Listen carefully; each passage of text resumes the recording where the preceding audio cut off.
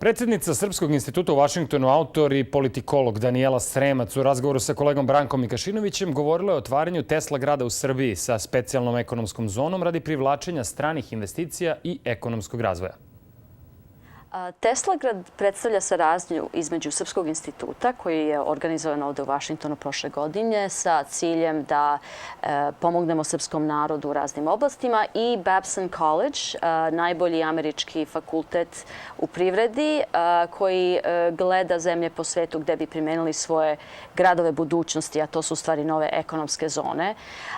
I pomislila sam da bi bilo fantastično da Srbija postane prva zemlja na Balkanu da primeni ovako jednu zonu. To bi se izgradilo u predgrađu Beograda i postavio bi se sasvim jedan novi regulativno-pravni sistem koji podržava slobodnu konkurenciju privrede, kao što postoji recimo u Dubaj i Hong Kong.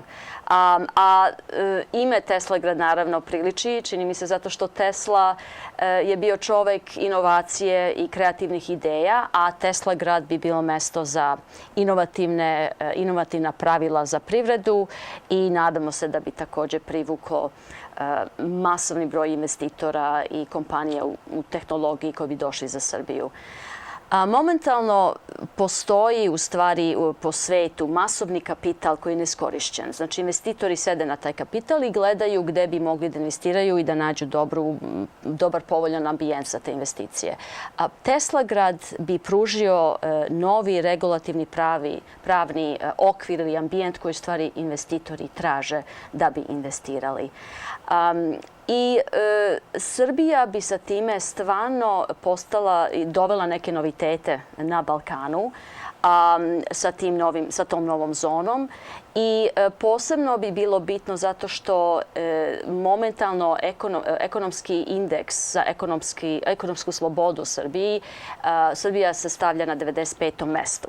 Kad bi se Tesla grad izgradio, to mesto bi, znači Srbije mesto bi skočilo na tom indeksu, a investitori to zaista prate i gledaju pre nego što uđu u neku državu. Nedavno ste bili u Beogradu i predstavili svoju ideju o Tesla gradu.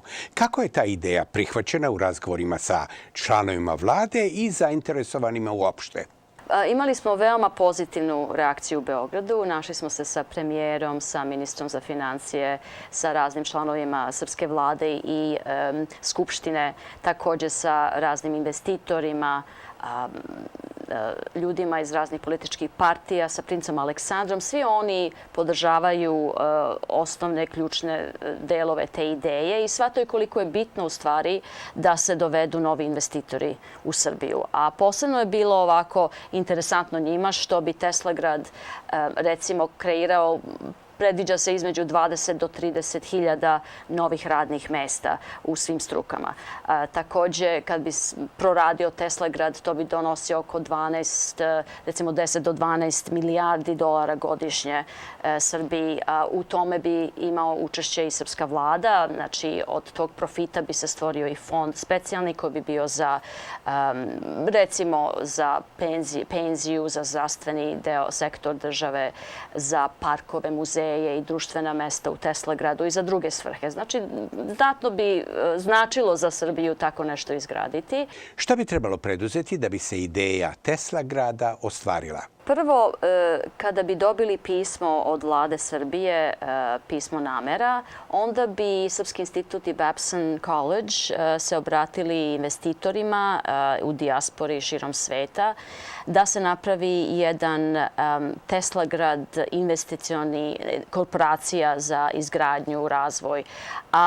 I znači samo je potreban jedan signal od srpske vlade kao što je to pismo koje kaže jeste, mi smo spremni da napravimo tu zonu i onda bi se obratili investitorima i započeli taj proces kako treba da Tesla grad izgleda i gde tačno treba da se formira koja lokacija.